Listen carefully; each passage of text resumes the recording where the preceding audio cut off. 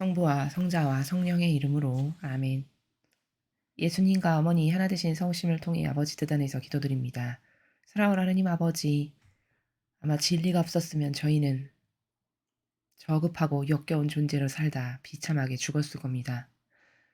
그저 유일한 희망이고 저희들의 전부며 목숨을 다 내놓아 바쳐도 아깝지 않는 그런 진리를, 그 진리의 위대하신 세계, 그 세계를 펼쳐 늘 보여주시는 아버지 사랑에 감사드립니다.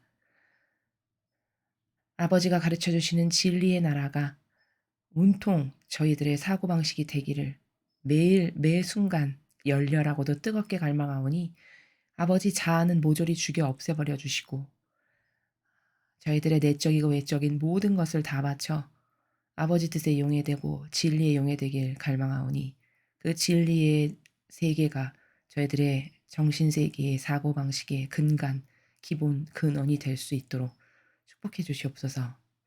또한 아버지, 속이는 그 세력에 부디 회개가 있기를, 그 속이는 모든 인류의 세력이 회개하고 뉘우쳐 아버지께 돌아갈 수 있는 기회를 주시옵기를 저희가 대신 아버지 말씀을 받들어 기도 봉헌드립니다.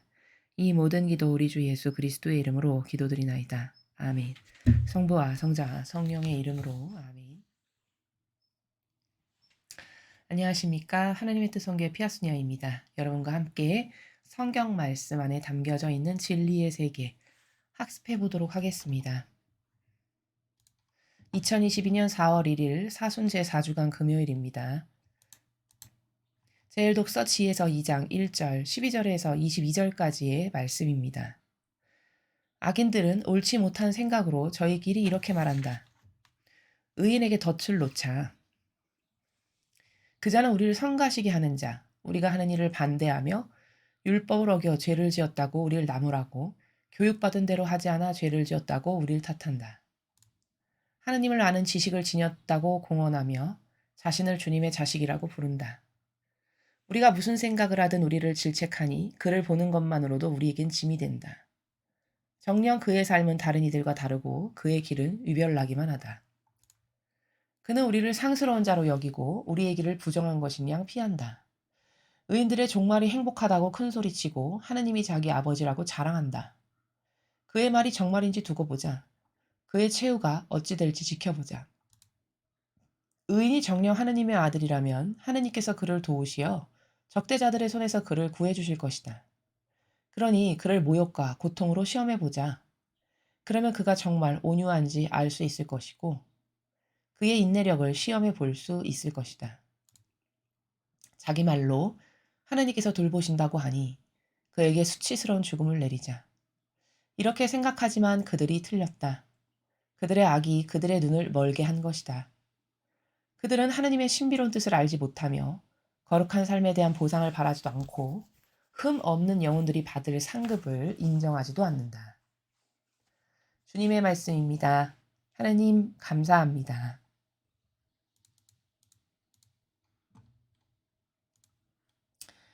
오늘 지에서는 악인들에 대해서 악인들이 의인을 어떻게 어, 힘들게 하는지, 그렇죠? 어떻게 핍박하고 모욕하고 박해하고 하는지를 쭉 지금 지혜서의 저자가 이야기를 하는데 오늘 여기서 우리가 좀 하나 배우고 넘어가야 할 부분은 악의 그 수법. 근데 그게 사람들이 속고 있는 거라는 거죠. 악이 말하는 그 나라가 있는데 악이 주장하는 어떤 인간적 논리 체계의 나라가 있거든요. 근데 그 인간적 논리 체계가 그럴듯해 보이거든요. 진리를 모르면. 그래서 사람들이 다 속는 겁니다. 근데 성경에 근거하면 그 마귀가 하는 주장하는 나라가 다 그 참된 진실과 사실인 성경에서 나오는 논리가 아니라 그 인간적인 나라에서 나오는 논리 체계거든요. 자, 그게 어떤 건지 오늘 좀 분석을 하면서 그 마귀가 주장하는 나라를 한번 학습해 보도록 하겠습니다.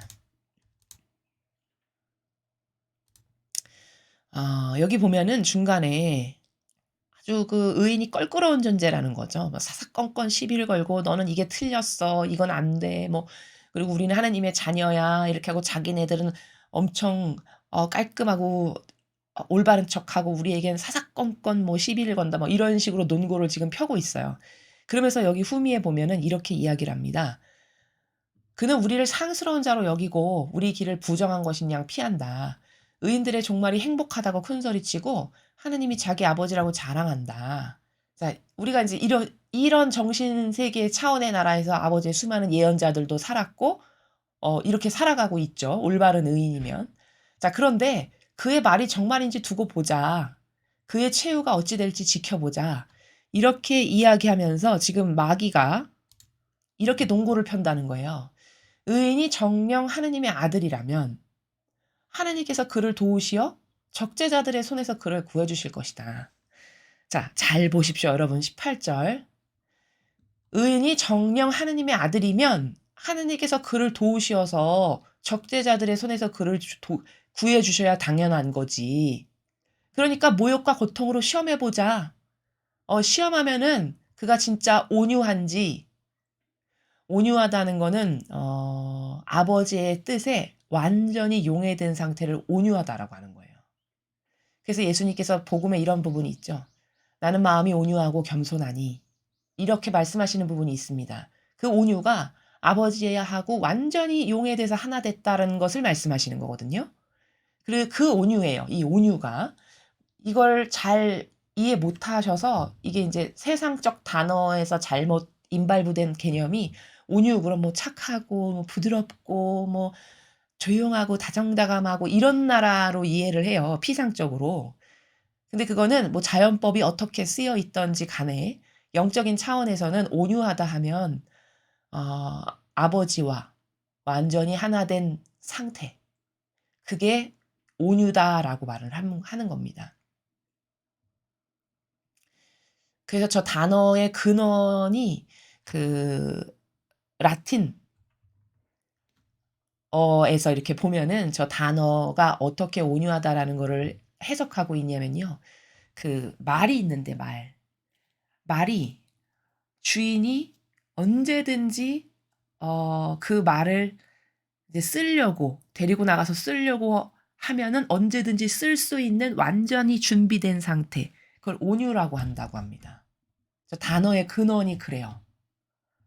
그건 그러면 그 근원을 통해서 우리가 온유가 어떤 단어인지를 알겠죠. 아, 말이 완벽하게 평상시에 1분 대기조처럼 항상 준비되어 있는 거예요. 주인이 "가자." 그러면 언제든지 나갈 수 있는. 이게 온유라는 단어의 그 파생이 되는 근원의 단어의 본질의 나라가 그렇다는 겁니다. 저 언어의 어원이. 그러면 그것을 통해서 우리가 알 수 있는 게 뭐예요? 그 정도로 주인하고 완전히 하나 된 상태라는 거죠, 온유가. 그래서 그 온유라는 단어를 지금 나온 김에 여러분에게 말씀을 드렸습니다. 자, 이렇게 내가 모욕과 고통으로 저들이 그렇게 자기가 하느님 자녀고 잘났다라고 하니까, 자기 아버지라고 하니까 "우리 한번 시험해 보자." 그러면 진짜 하느님 아들이면 하느님께서 천사를 파견하셔서 도와주시겠지. 이런 논고거든요. 근데 여러분 여기 18 절의 이 논고, 이게 맞는 걸까요? 틀린 걸까요? 잘 보십시오, 18 절. 18 절의 이 논고 진리 아닙니다. 이게 마귀가 이렇게, 근데 진리 아닌 걸 왜 아닌지를 잘 모르겠죠. 마귀가 이렇게 교묘한 거예요. 이거 그냥 자연법에 사는 사람이 봤을 때는 '그래 그렇다. 아니 하느님이 이렇게 사랑하신다면 하느님이 죽게 내버려 두시겠어? 도와주시겠지. 그래 이 말이 맞네.' 이렇게 할 거라는 거예요, 거의 열의 아홉은. 근데 그건 진리 아닙니다. 성경에 근거한 논리 체계가 아니에요. 자, 여러분 이 18 절이 어떤 마귀와 지금 똑같은 유형이냐면, 예수님께서 그 왜 광야에 나가셔서 그 3번의 유혹을 받으시죠? 악으로부터.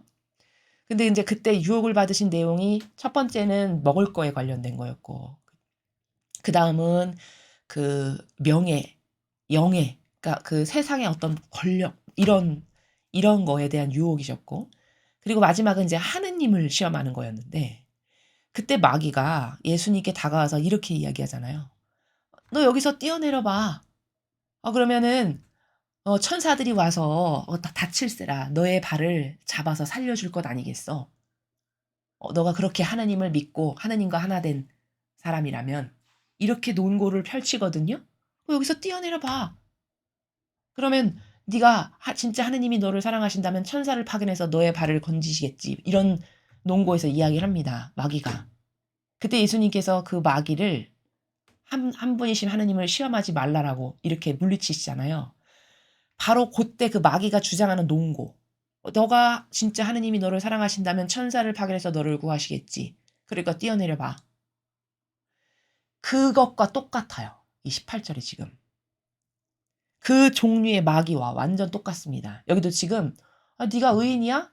그러면 너가 정녕 하느님의 아들이면 네가 의인이고 하느님의 아들이면 너를 도와주시겠지. 너가 그냥 죽게 내버려 두시겠어? 똑같은 논고죠.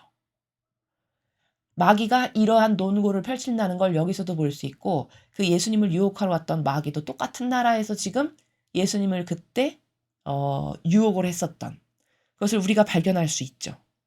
근데 이게 18절이 제가 지금 좀 전에 설명했다시피 세상 사람은요. 당연시 여기면서 속을 수밖에 없는 그런 나라예요.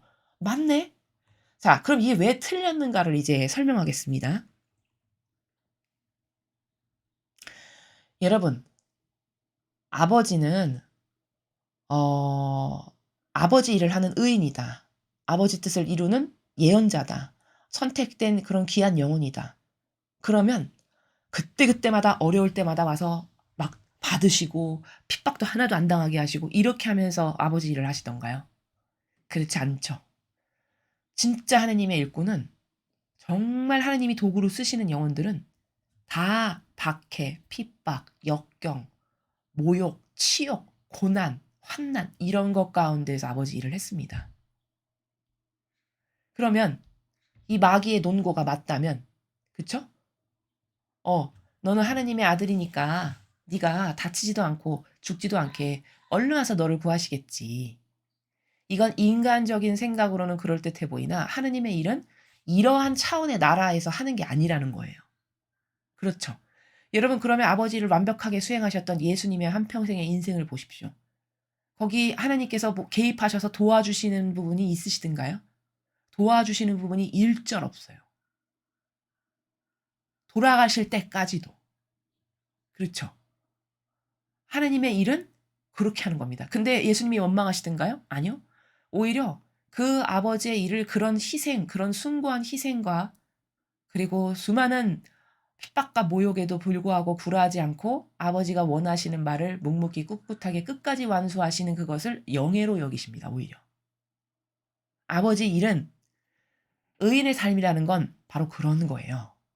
근데 마귀는 지금 뒤집어서 완전히 뒤집어서 말하면서 네가 의인이니까 네가 하느님의 아들이니까 네가 다치거나 어려운 일이 있게끔 놔두시겠어? 너를 도우시겠지. 요렇게 논고를 펼치죠. 이거는 진리의 나라 아니라는 거예요.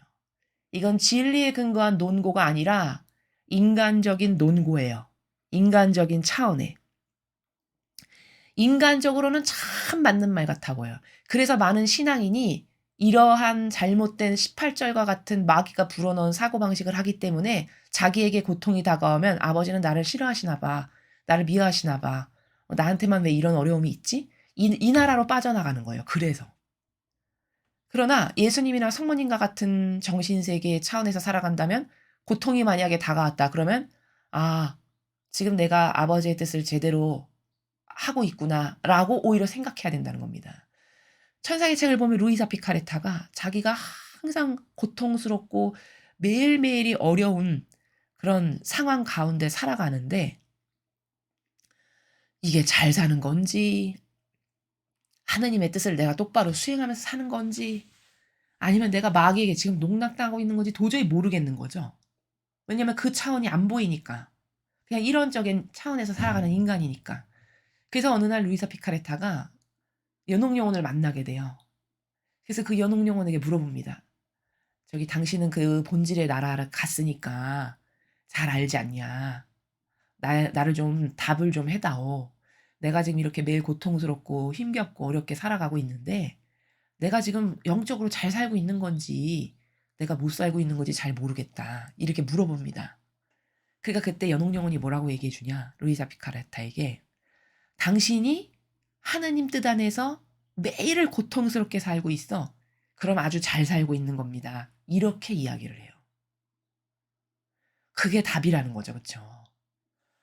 그러면 그 차원의 나라를 모르니까 이 18절과 같은 논리체계에 빠질 수밖에 없고 그래서 조금만 고통이 다가오고 나에게 어려움이 닥치면 하나님은 나를 버리셨어. 사랑 안 하나 봐.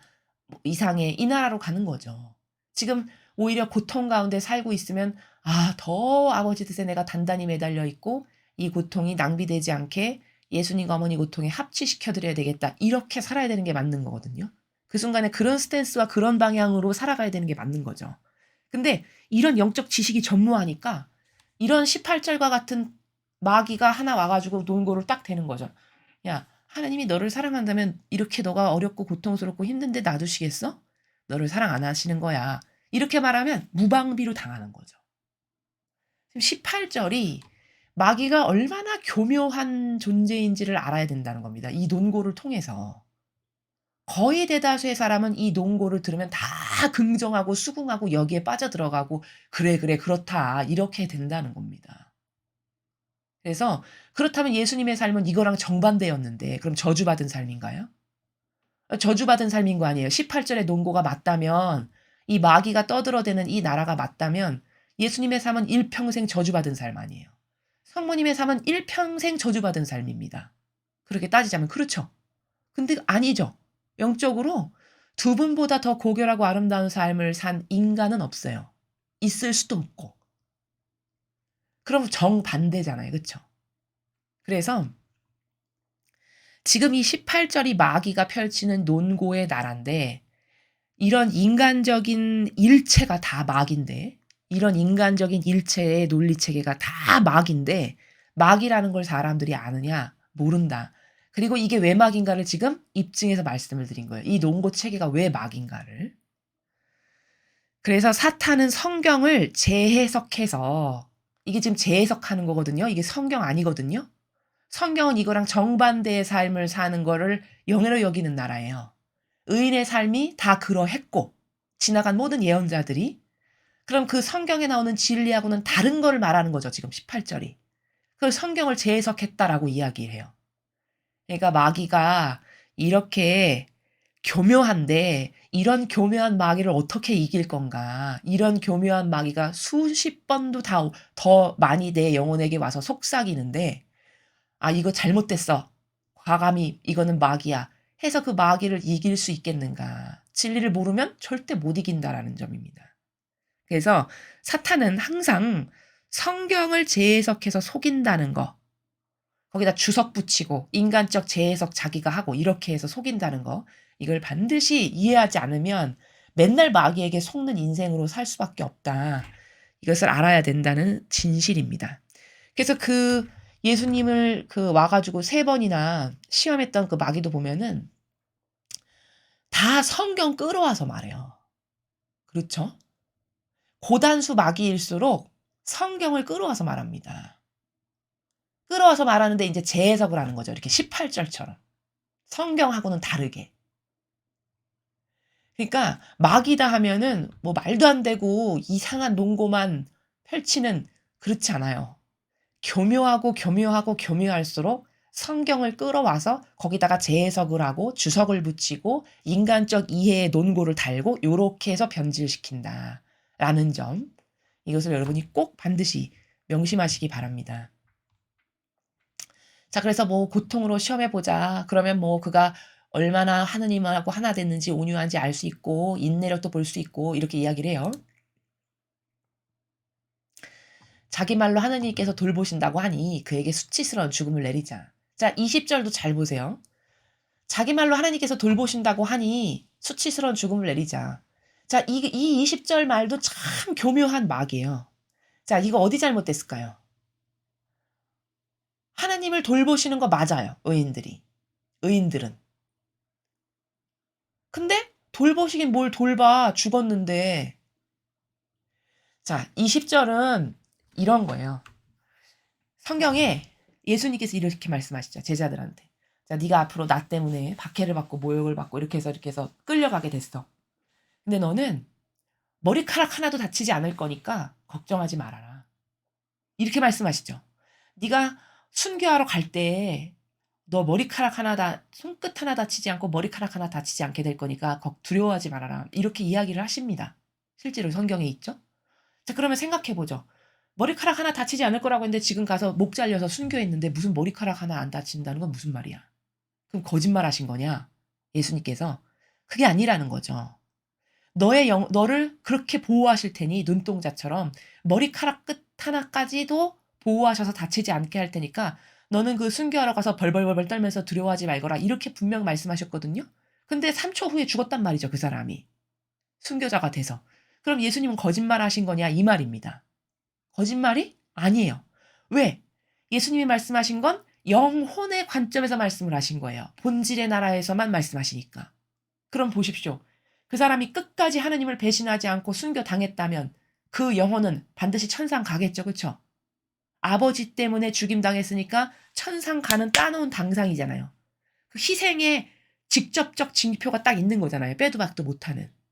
그럼 그 징표를 가지고 하느님께서 야 너는 나를 사랑하기를 목숨까지 내놨구나 하니 천상에 가는 게 너무 당연하죠. 그렇죠? 그럼 예수님이 말씀하신 그건 뭐예요? 그래 너의 영혼이 천상에 가서 영원한 행복을 누린다. 그게 영원히 사는 거잖아요. 그 본질의 영혼이 머리카락 하나까지도 안 다치게 될 거다라고 말씀하신 것이지 너의 육이 단 털끝 하나도 다치지 않을 거다라고 말씀하신 게 아니라는 거예요. 그렇죠? 그것을 마귀는 요렇게 교묘하게 변질시켜서 말해요. 자기 말로 하나님께서 돌보신다고 하니까 수치스러운 죽음을 내리자.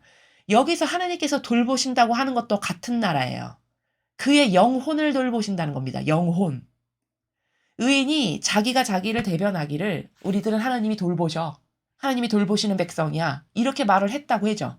그럼 그게 거짓말이냐? 그게 진실이에요. 어느 차원에서 진실이냐? 그게 본질의 차원에서 진실이라는 거죠. 하나님께서 돌보신다는데 지금 죽었네? 5분 후에? 어디를 돌보신 거야? 버리신 거지? 이렇게 마귀는 말을 하는 거고 그러나 그것은 마귀가 그렇게 성경을 끌어다가 교묘하게 인간적 재해석으로 비튼 거고 우리는 이 말이 진실이라는 거는 어떻게 입증할 수 있는 거냐? 돌보시는 게 맞는데 돌보시는 건 육을 돌보시는 게 아니라 그의 영혼을 돌보셔서 그가 천상의 나라에서 영원무궁토록 아버지와 함께 살면 하나님께서 돌보신 거지 뭡니까? 그렇죠. 바로 이렇게 그 마귀가 어떻게 행간을 가지고 인간적 논고, 인간적 재해석으로 사람을 속이는지를 잘 이해해야 된다는 거죠. 20절도 같은 나라다라는 거예요. 이렇게 생각하지만 그들이 틀렸다. 여기 그들이 틀렸다라고 저자가 이야기하죠. 그들의 악이 그들의 눈을 멀게 한 것이다. 자, 눈이 멀어서 본질은 못 보고 맨날 형상만 보는 거죠.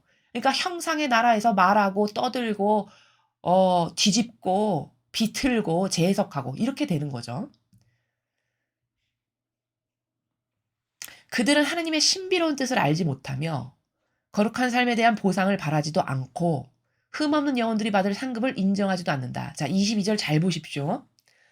하나님의 신비로운 뜻을 알지 못하니까 20절처럼 말하는 거예요. 하나님의 신비로운 뜻을 알지 못하니까 하나님의 아들이라면 도우셔서 적재자들의 손에서 구해주시겠지. 이렇게 이야기하는 거예요. 아버지의 신비로운 뜻을 모르니까. 그렇죠? 형상에만 포커스를 맞춰서. 그리고 성경을 끌어다가 다양한 방법으로 재해석을 해서 그게 바로 하나님의 신비로운 뜻을 알지 못한다라고 여기 저자가 이야기하는 나라다라는 겁니다. 그리고 거룩한 삶에 대한 보상 바라지도 않고 왜 관심사항이 온통 육적인 것밖에 물질적인 거, 육적인 거, 자아가 원하는 거 이런 거밖에 없으니까 거룩한 삶? 그딴 게 뭐야? 나랑 무슨 상관이야? 그런 거 있지도 않아. 이런 차원의 나라에서 살아가는 거죠. 그리고 이 거룩한 삶이라는 거는 누구죠? 예수님의 삶이 곧 거룩한 삶이에요. 그렇죠. 그러면 아까도 말씀드렸지만 예수님의 삶은 온통 처절한 아주 처절할 정도로 인자는 머리 둘 곳도 없다라고 말씀하실 만큼 일평생 고통밖에 없으셨는데 그게 거룩한 삶이래요. 거룩한 삶. 그럼 아까 마귀가 펴는 논고는 얼마나 잘못된 겁니까? 그렇죠? 그게 거룩한 삶이지 너가 죽을까 봐 얼른 오셔서 천사들이 너의 발을 받을 거야. 이거는 거룩한 삶이 아니에요. 그건 육적인 기준에서의 논고지. 그쵸? 자, 그런 거고 거룩한 삶의 보상을 바라지도 않고 흠없는 영혼들이 받을 상급을 인정하지도 않는다. 흠없는 영혼들이 받을 상급은 이 지상에서 주어지는 게 아닙니다. 여기 다 돌보신다. 뭐 다 본질의 나라에서 아버지가 그 영혼들에게 주실 상급. 그런 것에 대해서 당연히 인정 안 하겠죠. 왜? 다 유물론적이니까. 다 자아에 근거하고 자기가 좋아지는 거라면 눈에 혈안이 돼서 모든 것을 제도 전통까지도 나를 위해서 만드는 그런 집단이니까. 그런 영혼의 차원의 나라에서는 이런 것들이 보일 리가 없죠. 궁금하지도 않을 것이고 물론. 자, 그러한 내용을 지금 22절에서 딱 정리해서 저자가 이야기를 하고 있죠. 그래서 여기 흠없는 영혼들이라는 거는 의로움의 삶을 사는 사람들, 예수님을 닮은, 어머니를 닮은 그런 영혼들이 받을 상급에 대해서 이야기하는 겁니다. 그래서 지금 오늘 이 지에서는 인간적인 논고, 인간적인 주장이라고 하는 거 일체가 다 마귀인데 그게 다 사탄의 하수인이라는 거를 인간이 깨달을 수 있는가. 그걸 깨달으면 마귀를 물리쳐 이길 수 있는 거고 그걸 못 깨달으면 일평생 마귀에게 속을 수밖에 없는 이런 가련한 한계가 우리들 안에 있다. 우리는 그런 것 때문에 진리를 배우는 거다라는 겁니다. 자, 계속해서 복음 말씀 보시겠습니다. 요한복음 7장 1절에서 2절, 10절, 25절에서 30절까지의 말씀입니다. 주님, 영광 받으소서. 그때 예수님께서는 갈릴레아를 돌아다니셨다. 유다인들이 주님을 죽이려고 하였으므로 유다에서는 돌아다니길 원하지 않으셨던 것이다. 마침 유다인들의 초막절이 가까웠다. 형제들이 축제를 지내러 올라가고 난 뒤에 예수님께서도 올라가셨다. 그러나 드러나지 않게 남몰래 올라가셨다. 예루살렘 주민들 가운데 몇 사람이 말하였다. 그들이 죽이려고 하는 이가 저 사람 아닙니까? 그런데 보십시오. 저 사람이 드러내놓고 이야기하는데 그들은 아무 말도 하지 못합니다. 최고위의 의원들이 정말 저 사람을 메시아로 알고 있는 것은 아닐까요? 그러나 메시아께서 오실 때는 그분이 어디서 오시는지 아무도 알지 못할 터인데 우리는 저 사람이 어디서 왔는지 알고 있지 않습니까? 그래서 예수님께서는 성전에서 가르치시며 큰 소리로 말씀하셨다. 너희는 나를 알고 또 내가 어디서 왔는지도 알고 있다. 그러나 나는 나 스스로 온 것이 아니다. 나를 보내신 분은 참되신데 너희는 그분을 알지 못한다. 나는 그분을 안다. 내가 그분에게서 왔고 그분께서 나를 보내셨기 때문이다. 그러자 그들은 예수님을 잡으려고 하였지만 그분께 손을 대는 자는 아무도 없었다. 그분의 때가 아직 오지 않았기 때문이다. 주님의 말씀입니다. 그리스도님 찬미합니다.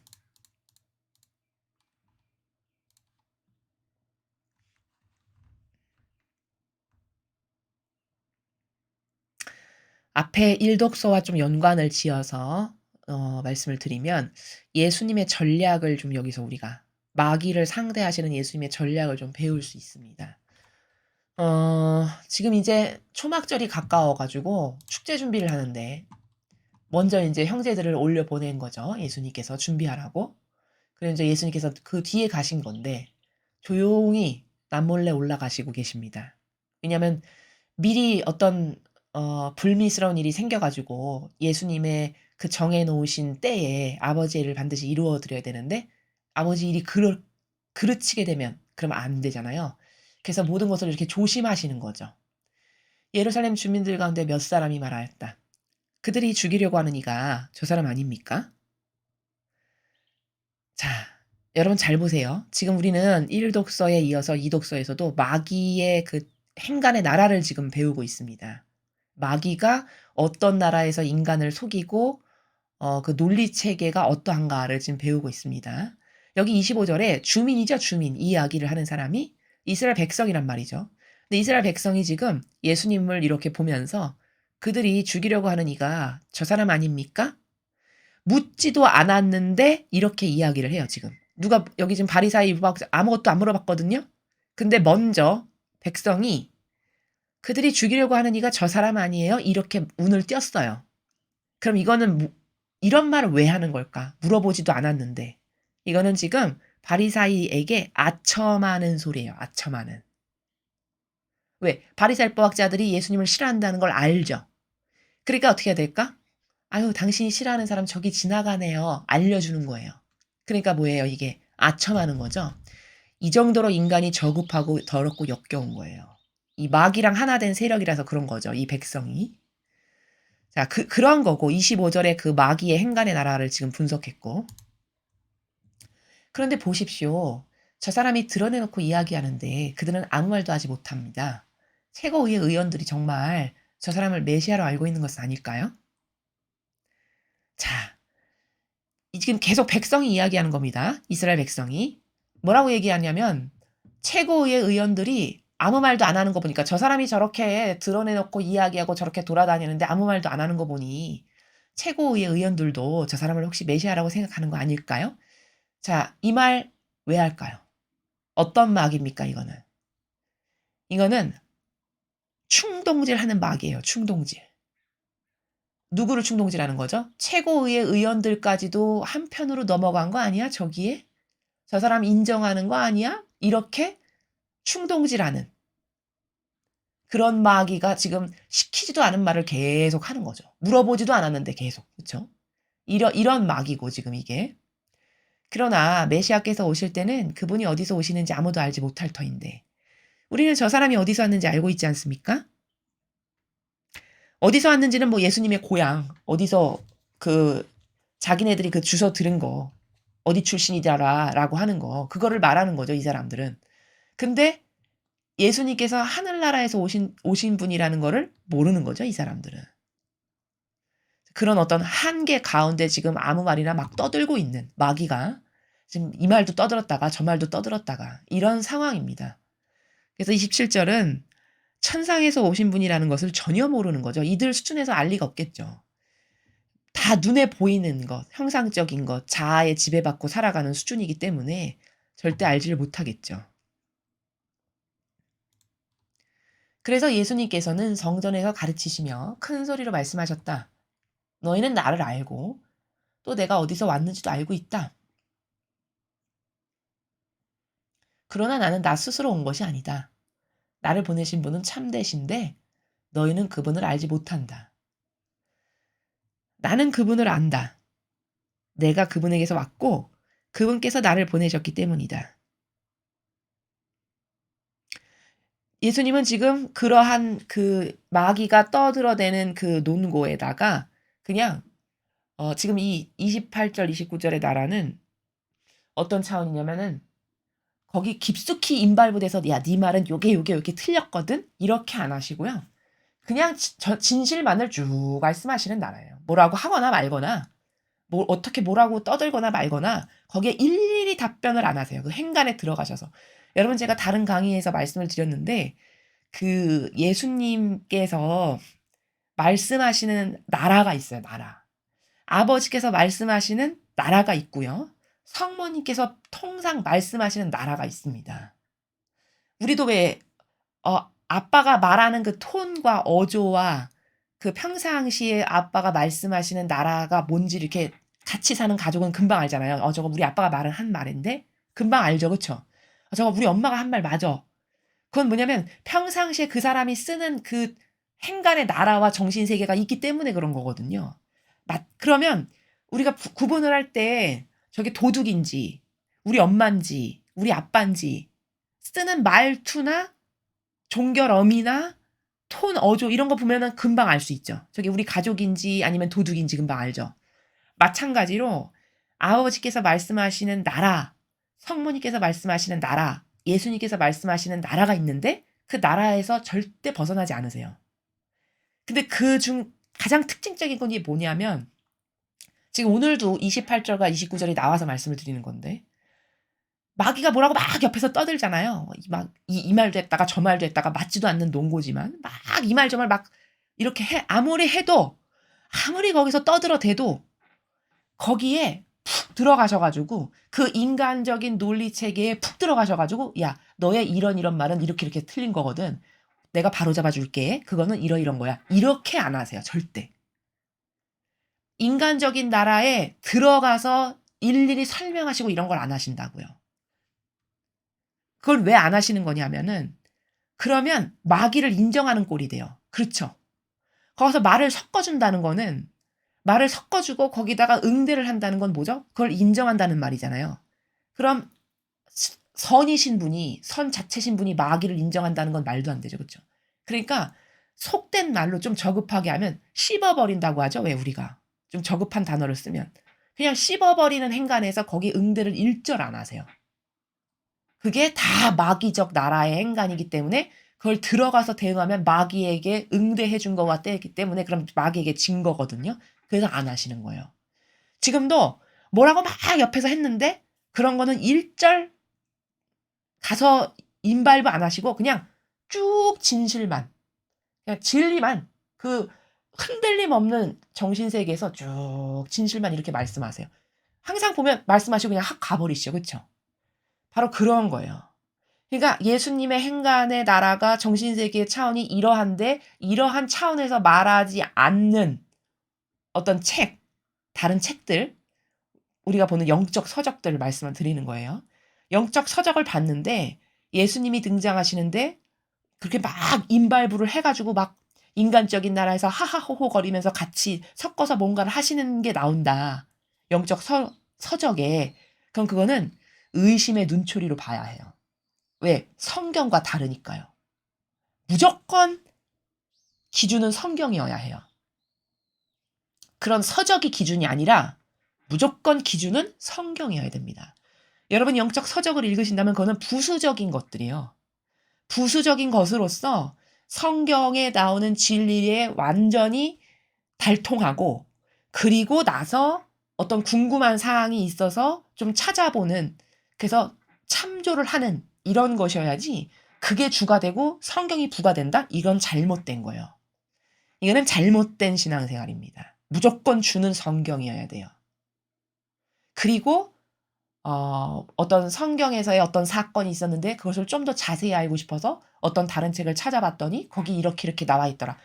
근데 그나마도 그런 책, 서적을 여러분이 굉장히 조심해서 보셔야 되는 건 뭐냐면 그게 다 올바르지가 않아요. 절대. 대표적으로 예수님이 말씀하시는 행간이 이러하신데 어떤 서적을 보면은 깊이 임발부에서 들어가서 사람들하고 막 말을 섞으면서 하시는 이런 게 있어요. 그거는 완전히 끊어가지고 잘못됐어. 이건 가짜야. 이렇게는 말을 못 하겠으나, 왜냐면 많은 분별의 작업이 거쳐져야 되니까요. 그러나 약간 의구심의 눈길이 간다는 거죠. 왜? 성경에 나오는 예수님의 말씀하시는 나라랑 다르거든요. 예수님은 단 한 군데도 성경을 보면 그렇게 인간이 뭐라고 떠드는 그런 마귀적 행간에다가 가서 임발부를 해서 적극적으로 개입해서 말씀하신 데가 단 한 군데도 없어요. 차라리 어떤 말 같지 않은 소리를 하죠. 마귀가. 그럼 침묵하세요. 그렇죠. 그 예수님이 그 신문 받으실 때도 십자가 사건 때 보면은 그 질문에 거의 침묵을 하세요. 말씀을 잘 안 하시고. 어쩌다가 말씀을 하시고. 그리고 아주 많이 임발부했을 때는 어떤 때냐면 "그럼 네가 한번 이걸 대답해 봐라. 그럼 나도 네 질문에 대답해 줄게." 이렇게 말씀하시는 부분이 간혹 있어요. 그렇죠. 그 바리새인법 학자들이 뭔가를 말할 때. 그게 최대로 많이 임발부하셨을 때 그렇게까지 하시지 그 이상은 절대 안 하세요. 이런 내용을 알아야, 그래야 영적으로 마귀에게 속지 않을 수 있습니다. 지금 예수님이 28절 29절을 보면은 앞에 뭐 마귀가 이 말도 하고 저 말도 하고 막 그랬는데 그런 거에 아무 상관없이 그냥 내 나라에서, 내가 살아가는 차원의 나라에서 진실만은 이렇게 말씀하시는 나라예요. 그러니까 너는 나를 알고 또 내가 어디서 왔는지도 알고 있다. 그러나 나는 나 스스로 온 것이 아니다. 이 말씀은 무슨 말씀이세요? 아버지께서 보내셔서 아버지 뜻에 의해서 오셨다라는 말씀이시죠. 나를 보내신 분은 참되신데 너희는 그분을 알지 못해. 알지 못하니까 제도 전통이나 따르고 살고 마귀 논고나 펼치고 살죠. 알면 그렇게 살겠습니까? 그쵸? 나는 그분을 안다. 내가 그분에게서 왔고 그분께서 나를 보내셨기 때문이다. 나는 하느님 아버지를 알아. 그분이 나를 보내신 분이고 내가 그분에게서 왔고 나는 그분하고 하나 된 사람이거든.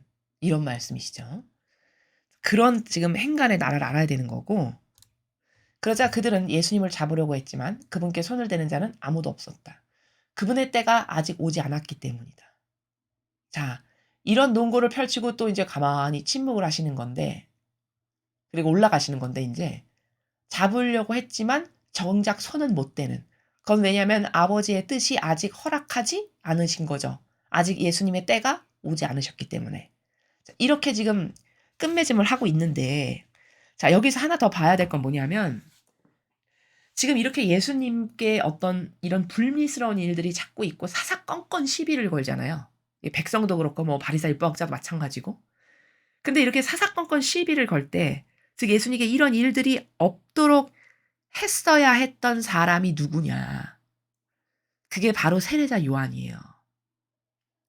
여러분, 이렇게 예수님에 대해서 왈가왈부하고 말도 안 되는 논고로 떠들어대고 이럴 때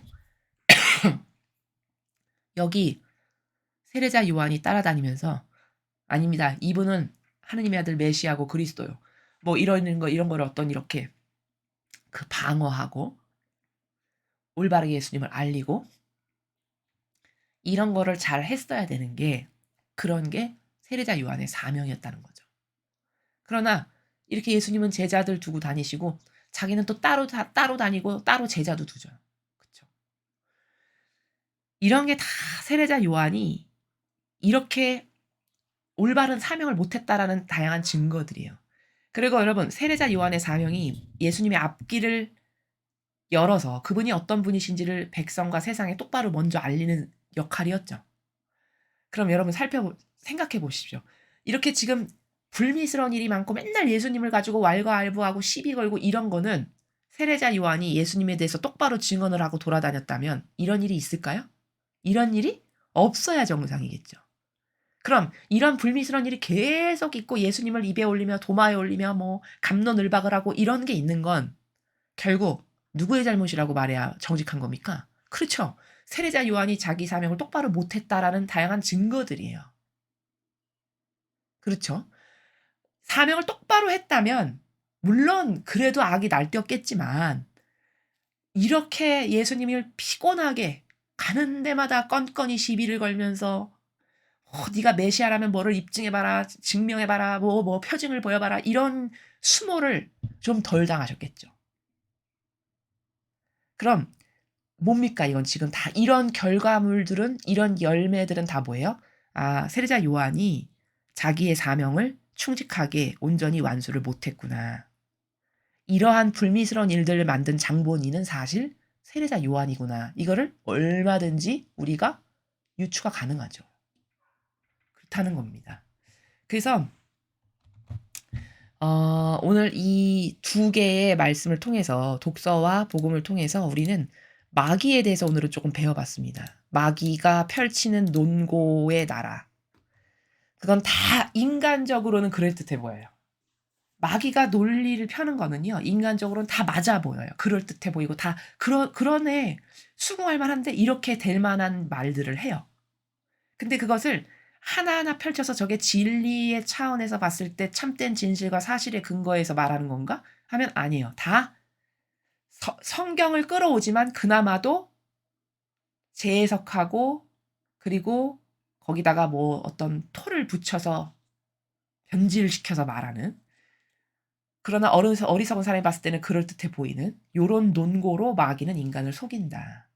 이것에 대해서 우리가 이 분석을 잘하고 인지를 잘해서 그래서 내 안에 있는 잘못된 논리체계의 마귀도 이런 거를 많이 알죠.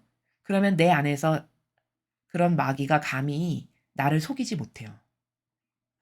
내가 그런 것에 대해서 알면 알수록. 그리고 여러분은 이러한 마귀의 논고를 잘 알아야 상대방 안에 있는 마귀도 저거 어떤 마귀다 알 수 있고요. 그리고 우리가 이 수많은 정치 세력이나 이 종교 세력이 맨날 같이 하는 그 다양한 말들 있죠. 그렇죠? 어떤 논리들, 어떤 주장들 이런 거에 수많은 사람이 속아서 이렇게 아직까지도 깨어나는 사람이 미미해가지고 아직도 그런 공산주의를 지지하고 그게 훌륭한 거라고 하고 이렇게 하나 되는 거거든요. 이거 정말 가련한 건데 그런 인간들 안에서 그 발동하는 마귀가 다 속이는 세력이거든요. 근데 속일 때 어떻게 속이는지를 알아야 안 당할 수 있거든요. 근데 속이는 건 그렇게 다 말장난, 성경 끌어와서 변질시키고 재해석하고 거기다 토 달고 뭐 이런 식으로 해서 이렇게 해 가지고 인간을 속이는데, 그런 것에 대해서 훤하게 알아야 우리가 더 이상 이 마귀 세력에게 속지 않을 수 있다. 지난날 속은 것만 해도 너무 억울하지 않습니까? 우리의 영혼을 속여서 얼마나 많은 것들을 갈취했습니까? 이제 더 이상 속아선 안 되겠죠. 오히려 마귀를 더 많이 세상에 밝혀서 더 많은 사람이 마귀의 논리 체계를 대나처럼 알아가지고 어떤 마귀도 감히 인간을 속이지 못하도록 이렇게 해야 되는 게 또 하나의 우리의 역할이다라는 점을 여러분께서 꼭 잊지 마시고, 그러한 마귀에 대한 그 마귀의 인간적 논리 체계에 대해서 경각심을 가지시기 바랍니다. 이상으로 2022년 4월 1일 사순제 4주간 금요일 복음에서를 마치겠습니다. 감사합니다.